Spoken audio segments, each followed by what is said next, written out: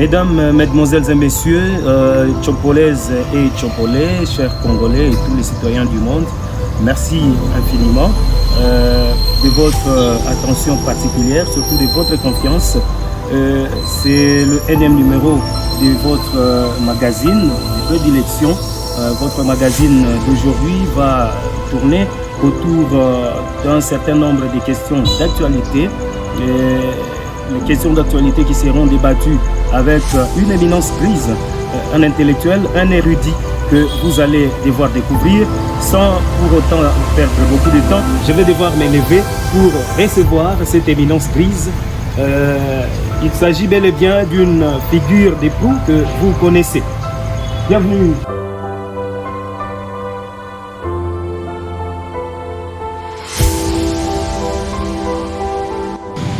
Alors, bienvenue, cher invité.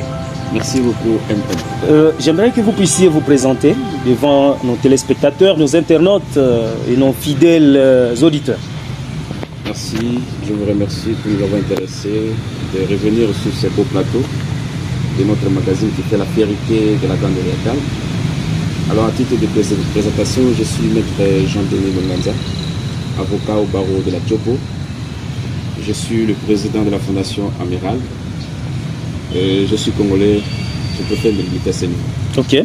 Alors, Maître Denis, le fait que vous ayez accepté de venir sur notre plateau, ça veut dire que vous avez de la matière en tête. Quelle est cette question d'actualité qui vous passe par la tête et que vous voulez débattre avec nous sur ce plateau? Dans tous les cas, je suis disposé à répondre à toutes les questions qui me seront posées par vous. C'est à vous maintenant de poser toutes les questions nécessaires à qui nous allons essayer de faire cet exercice-là. Déjà, vous veniez de nous parler de Jean-Denis Longanza, mais moi je vous connais aussi au nom de Baïsé. Lobambelo Tassi pour aller jusqu'aux racines. Alors, voilà. Je pense que vous êtes avec nous à Kisangani. Vous avez vu les péripéties politiques, vous avez vu l'évolution de la politique tchopolaise. Dernièrement, il y a eu des élections législatives, nationales, provinciales. Il y a eu les élections sénatoriales, les élections des gouverneurs. Un petit commentaire? Pour les élections législatives, nous avons pris part aussi à ces élections comme candidat député provincial. Et nous avons appris beaucoup de choses. Cet exercice démocratique, ça nous a permis d'être en contact avec la population de la base. Mais aussi nous avons vu les conditions avec lesquelles nos concitoyens vivent, surtout au milieu ruraux. Les conditions avec lesquelles les enfants étudient, c'est regrettable. Mais cela nous a su donner la détermination de beaucoup plus s'engager pour défendre cette population. Et avant de postuler, vous aviez les motivations pour lesquelles vous vous êtes porté candidat. C'est quoi ces motivations? Lorsqu'on se porte candidat pour une élection X, c'est bien entendu pour défendre cette population. Comme j'étais candidat député provincial, les idées étaient que je puisse me représenter à ce scrutin-là pour que je puisse rapporter aux élections. Et cela me donnerait une parcelle de pouvoir pour nécessairement porter le plus haut niveau la voix de cette population. Et les visions sont vraiment nombreuses. L'essentiel, c'est ça ce que je viens de dire. Vous voulez qu'on vous appelle candidat malheureux ou candidat non proclamé? Je ne suis pas du tout malheureux parce que je suis fier avec ce que j'ai eu comme voix. Vous allez passer au niveau de la CENI, vous trouverez tout ce que nous avons eu à faire comme score. En tout cas, nous avons été élus. Mais seulement la technicité de la technicité électorale a fait à ce que nous ne soyons pas proclamés élus. Je ne suis pas du tout malheureux, je suis heureux. D'ailleurs, j'étais le premier à féliciter tous les compatriotes, en fait tous nos honorables députés provinciaux qui ont été élus. Et je suis fier de ce que nous avons eu comme résultat. Je suis fier de ceux qui ont été aussi proclamés. Et je suis heureux et non malheureux. Alors, les élections qui ont porté d'autres compatriotes au niveau des assemblées provinciales, nationales, au Sénat aujourd'hui, est-ce que vous avez des considérations générales autour de l'actuelle assemblée? Récemment, nous avons eu à assister à la composition du bureau. Nous avons déjà un bureau définitif. Bon, il y avait eu certains moyens de contrôle dont le gouvernement Manic a été objet. Est-ce que vous avez une idée? D'une manière générale, je peux dire que j'ai beaucoup de considérations avec l'actuelle assemblée provinciale que nous avons, parce que c'est une assemblée provinciale composée de jeunes. En tout cas, 50% sont des jeunes. Je peux même dire 80%. Ça, c'est un aspect. Mais aussi, il y a des cadres là-dedans. Et parmi eux, certains ont déjà exercé certaines fonctions. Ils ont de l'expertise. Je crois bien qu'ils vont nous amener des débats techniques qui vont faire de sorte que nous puissions vraiment vivre le changement, le développement, le décollage de la Tchopo, comme certains le disent. Concernant le bureau, ils ont fait passer comme pape président de l'Assemblée provinciale l'honorable Mathéus Panga, Londimo comme président. C'était un homme de conviction. J'ai aimé son discours. Il a dit sur la stabilité des institutions. Vous savez, nous avons eu à débattre là-dessus, parce que moi je suis toujours contre l'instabilité des institutions. Et son discours qui a porté sur la stabilité des institutions, ça, je suis fier de ça. Et je crois à ces mots qui, réellement, les institutions provinciales de la Tchopo vivront dans une stabilité totale. Mais aussi, il a parlé de la réconciliation et pardon. Et il n'y aura pas stabilité s'il n'y a pas réconciliation, s'il n'y a pas pardon. Mais je suis sûr qu'il va aussi imprimer une politique d'ouverture, de contacter les anciens, les aînés, pour que tous puissent apporter une pierre de contribution pour le bien-être de la Tchopo. Sur le moyen de contrôle qui ont été exercés, ben écoutez, j'apprécie parce que c'est ça les rôles et la fonction parlementaire je dis. Pour Manick, c'était presque ça l'objet parce que le gouverneur, l'actuelle sénatrice, n'était plus en fonction et donc il ne pouvait plus se représenter pour aller prêter ses moyens de défense. Par contre, pour le maire de la ville, ben écoutez, la ville c'est une entité territoriale décentralisée qui a une gestion discrète de celle des provinces. Et les questions qui concernent la ville, c'est un autre organe délibérant qui doit les connaître et non l'Assemblée provinciale. Par ricochet, l'Assemblée provinciale ne peut contraindre ou exercer ses moyens de contrôle sur la ville qu'en interpellant un membre du gouvernement provincial, qui est soit le gouverneur de province ou le ministre provincial, qui par suite ils vont faire des propositions à joindre au gouvernement provincial et le gouverneur de province, agissant dans son autorité de titre sur des ETD, il pouvait alors faire sentir les orientations ou les exigences, soit encore les propositions de l'Assemblée provinciale sur les ETD. Heureusement que le pape avait reconnu que, en tout cas, il s'est rendu compte qu'ils n'ont pas compétence à appeler le maire de la ville. Je crois bien que dans les prochains jours, on va vivre d'autres choses, c'est d'autres choses qui arrivent. Et donc c'était des ratés. C'était une mauvaise direction. En interpellant le maire de la ville. C'était une mauvaise direction, mais un exercice démocratique. Je ne veux pas beaucoup commenter là-dessus. D'accord, merci beaucoup, Maître Denis. Nous avons eu à participer à l'élection des gouverneurs qui a départagé 20 compatriotes, où il y a un, pour une fois, qui est passé au premier tour. Il s'agit bel et bien de Paulin Lendongoli Aleba-Bonga. Oui. Vous le connaissez? Très bien. Et comment vous avez trouvé cette élection en un coup, une flamme? C'est à féliciter parce que étant jeune, le tout premier jeune à accéder à ces fonctions, c'est à féliciter. Mais aussi... Mais Manick était aussi jeune. Mais je crois que Paulin Lendongoli est plus jeune que Manick, je suppose. On avance. Voilà. Alors, c'est le tout premier jeune à accéder à ces fonctions, mais aussi le tout premier gouverneur à être élu juste au premier tour. Je crois bien que c'était de la technicité, de la stratégie politique qui a été mise en place. Et ça n'est sorti gagnant. Félicitations à lui. Et vous avez eu à suivre son projet de société? Oui, certainement. Qu'est-ce qui vous a intéressé? Certainement. Je crois bien que presque tous les projets de société, de tout gouverneur qui passe, sont presque les mêmes. Parce qu'il y a des réalités pour la province de la Tchopo, notamment la desserte en eau et électricité, pour l'ensemble de la province de la Tchopo. Ce n'est pas seulement Kisangani, mais aussi nos routes de la desserte agricole, et la création des emplois, et tant d'autres. Mais aussi amener la province de la Tchopo dans le concert des provinces. C'est le mécanisme qu'on appelle coopérative interprovinciale, et tant d'autres.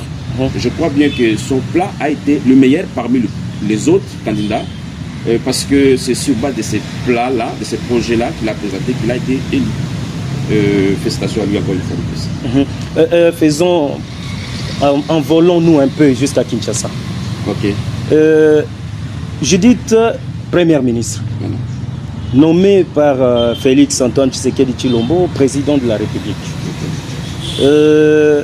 Comment vous avez trouvé d'abord cet acte des hautes factures posées par le président de la République? Nous avons les voix qui s'élèvent également pour décrier la constitution d'aujourd'hui jusqu'à vouloir procéder à sa modification. Il y a une autre actualité qui prévaut à travers la République au niveau national. Vital Kamerhe qui convoite le perchoir de l'Assemblée nationale. Déjà dans les primaires, au niveau de l'Union sacrée de la nation, il a été plébiscité par ses pairs. Un commentaire, Maître Jean-Denis Longanjalo Baïselo Bambelota.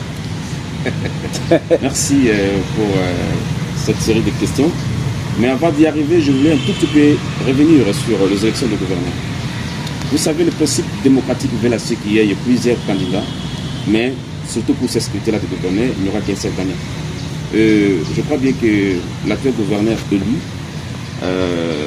a été peut-être, ses adversaires l'ont minimisé. Et il les a tous surpris jusqu'à être élu.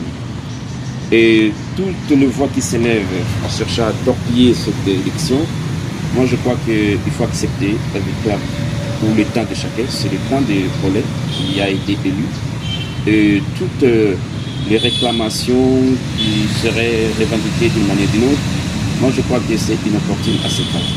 Parce que, mais apparemment il y a déjà certains candidats qui sont allés à la cour. C'est légal, c'est de leur droit, mais je trouve ça pour moi, c'est inopportun.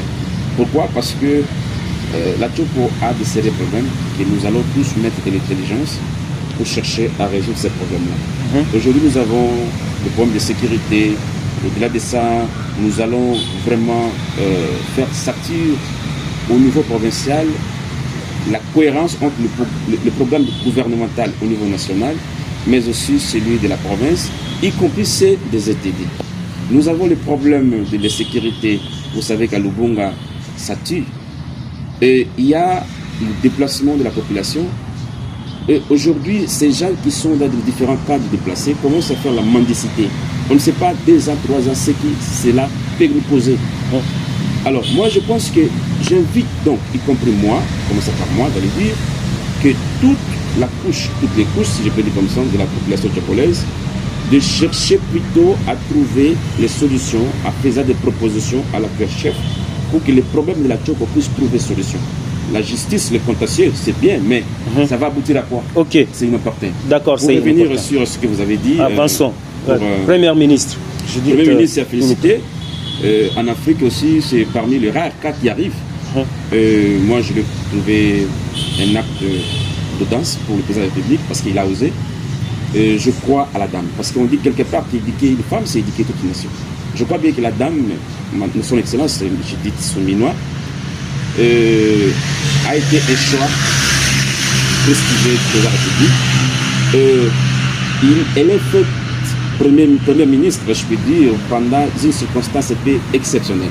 Pendant qu'une partie de la République est sous menace d'occupation, vous savez ce qui se passe à l'Est.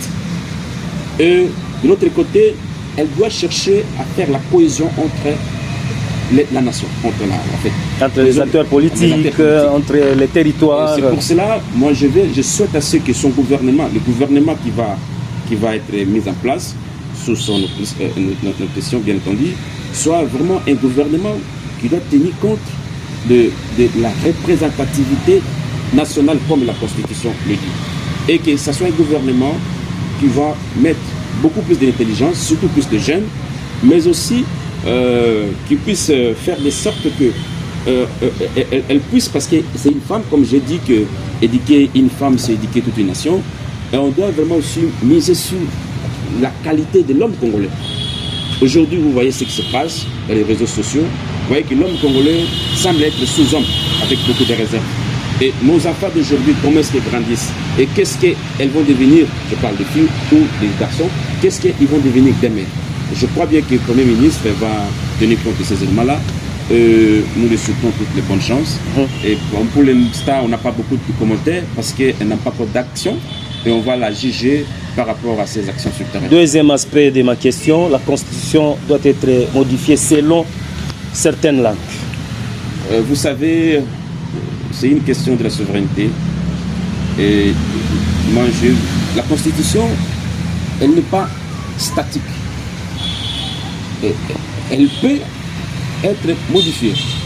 Mais moi, je pense que cette Constitution aussi nous a permis à refonder la nation, nous a permis à rendre les services étatiques républicains, nous a permis à organiser les différents cycles électoraux que nous avons connus, nous a permis au niveau de la décentralisation d'avoir les élections comme nous venons de l'avoir au niveau provincial. Et aujourd'hui, nous avons les ETD qui viennent de connaître aussi les élections. Demain, on va voir le bourgmestre et maire de la ville être aussi élu. Alors, s'il faut élire s'il faut modifier la Constitution, moi, je pense que ce qu'il faut modifier, c'est au niveau, pour moi, au niveau provincial, il faut revoir, requalifier la fonction parlementaire de l'Assemblée provinciale, tout en le maintenant, en les enlevant le caractère sanctionnant. C'est-à-dire que les assemblées provinciales doivent légiférer, faire des propositions, mais non pas sanctionner le gouverneur de province pour... Pourquoi? Donc il faut laisser les gouverneurs comme électrons libres? Non, les gouverneurs ne doivent pas rester comme des électeurs libres. Moi, je pense que certaines assemblées provinciales, je fais confiance aux nouvelles assemblées qui viennent d'entrer en fonction, certaines assemblées provinciales ont usé de leur position pour juste saboter les processus de développement. Pour déstabiliser. Alors, moi, je pense qu'il faut revoir ça, mais aussi pour les élections de gouverneurs, il faut faire de sorte que le gouverneur soit élu au scrutin, au suffrage universel direct par la population de la province. Vous savez pourquoi? Mais le chef de l'État en avait parlé un jour. C'est très bien. Vous savez pourquoi moi je suis pour la révision sur cette matière-là. Vous savez, il y a plusieurs gouverneurs, pas seulement de la Djoko, mais dans l'ensemble de la République démocratique du Congo, qui n'arrivent pas à parcourir l'ensemble des territoires. Mais lorsqu'un gouverneur est élu au niveau du suffrage universel direct, au moins il aura le temps de parcourir tous les territoires, s'attirer des réalités, être en face avec sa population, et lorsqu'il sera au pouvoir, il va aussi amener toutes ses actions tenant compte des réalités qu'il a découvertes sur la base. C'est parmi les raisons. Mais bon, les gens disent de corruption pour les élections de gouverneurs. Moi, je ne partage pas. Évoluons, on va chuter d'ici là avec notre magazine. Oui. La désignation de Vital Kamerhe à la tête de l'Assemblée nationale, une grande institution aussi de la République. Oui.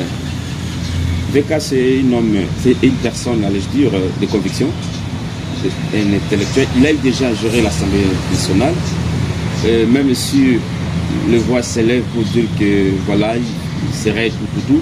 Mais vous savez, lorsqu'on fait la prison, ce n'est pas forcément que vous avez été ce qu'on vous a reproché. Est-ce que vous savez que Patrice Lumumba a été arrêté pour le détournement des fonds publics ici à Kisangani? Mais cela ne l'a pas empêché de devenir Patrice Lumumba, l'héros national. Est-ce que vous savez que l'actuel président du Sénégal vient fraîchement de la prison?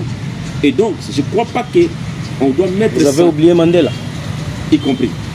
La liste est non exhaustive. Exact. Je ne crois pas que cet aspect des choses peut l'empêcher de servir bien son pays. Il faut plutôt lui donner le temps d'exprimer sa politique, mais aussi de faire sentir sa vision parlementaire qu'il a pour le bien-être des Congolais. Comme je dis, qu'on ne peut pas juger quelqu'un juste dès l'entrée. Attendons voir dès qu'il va poser les actes et on reviendra là-dessus pour voir qu'est-ce qui a été fait, qu'est-ce qui n'a pas été fait et comment critiquer. Nous tendons vers la fin de notre magazine. Maître Denis Lunganja semble maîtriser un peu les questions relatives à la décentralisation, relatives à la politique, mais vous êtes une réserve pour la Tchopo. Et si l'actuel gouverneur vous tendez la main, est-ce que vous serez preneur? D'abord, moi je suis, comme vous avez dit, la réserve, oui, certainement, et je suis un républicain. Donc toutes les actions tendant à faire de sorte que nous puissions travailler pour le bien-être de la population, pour le bien-être de la province, du pays, nous sommes disponibles. Et c'est le gouverneur de province, ce n'est pas nous, il y a des sociétés, bon, bien qu'on peut le faire d'une certaine manière, mais il a un pouvoir discrétionnaire. Voilà. Et c'est son pouvoir discrétionnaire qui l'amènera à choisir qui il veut, pourquoi il veut. Voilà. Maître Denis, est-ce qu'il y a une question que nous n'avons pas posée, à laquelle vous pouvez répondre? S'il y a une question qui n'a pas été posée à laquelle que je peux répondre. C'est une question difficile. Hein? Elle n'est pas du tout difficile parce que c'est vous qui posez des questions. Alors je ne peux pas me poser moi-même des questions. D'accord. Mais moi j'ai aimé le débat très technique et la qualité des questions au top au niveau. Voilà, alors est-ce que vous avez un message à lancer à cette population qui nous suit? Je m'aimerais lancer aujourd'hui un message à nos frères Lengola et Mbolo. Nous avons attendu qu'il y aurait conflit, mais moi je ne trouve pas vraiment qu'il y a vraiment un conflit. Et regardez ce qui se passe à Lugongo, regardez ce qui se passe entre les deux communautés. Qu'est-ce que ça nous a apporté? Rien du tout. Au contraire, ça nous a créé, ça nous rabaisse et ça nous fait reculer. Moi je lance un appel à tous les ressortissants Mbole et Lengola, à tous les chefs coutumiers, de faire revivre la paix entre les deux communautés pour que la Tchopo puisse vraiment rester la Tchopo. La Tchopo n'a pas une histoire de tribalité, de guerre, de conflit, etc. Donc un message de paix entre les deux communautés, mais aussi à toutes les classes politiques ou encore les notables de la Tchopo, de prendre tout ce que nous avons comme idée, de faire des propositions pour que ça ne SECA qui viennent. Espérons que l'actuel gouverneur va vraiment utiliser ces SECA, ça pour qu'il soit inquiété, pour que nous puissions savoir. Pour la toute première fois, vous savez que la Tchopo n'a jamais connu un gouverneur qui a géré pendant ces SECA. Nous le souhaitons que ces SECA-là qui commencent aujourd'hui, que l'actuel gouverneur puisse bien l'exécuter et par la suite on saura si les SECA ont été bien consommés et nous allons faire des remarques, etc. Voilà ce qui est très bien dit. Merci infiniment, Maître Jean-Denis Longanja, Baïsé Lobambelota. Merci également, cher MM. Merci.